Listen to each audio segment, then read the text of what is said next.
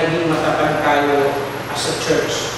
Yung pangalan Faith in Christ Jesus Baptist Church, hindi po galing sa atin o kanino man naging membro ng church dito.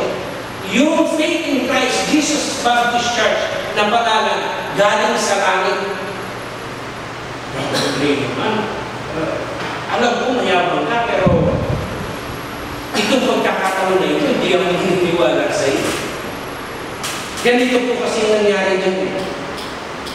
Si Tata, si Pastor Garcia, si Brother Rod, sila Servano, at saka meron pang isa, nakalimutan ko, si Kaloy, yan.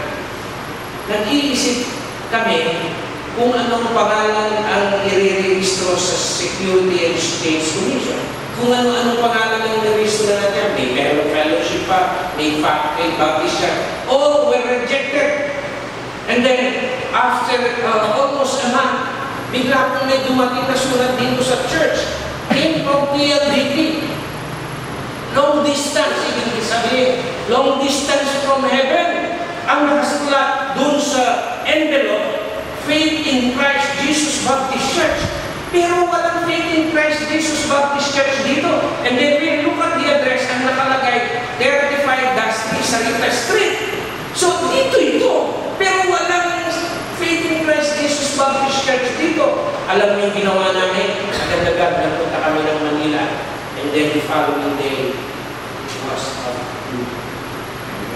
the name Faith in Christ Jesus Baptist Church, ipagkalat ninyo ito, pangalan ibinigay sa atin ng langit. Walang pumili dito, walang nag-isip sa amin isa man na ang ipapangalan natin dito, Faith in Christ Jesus Baptist Church.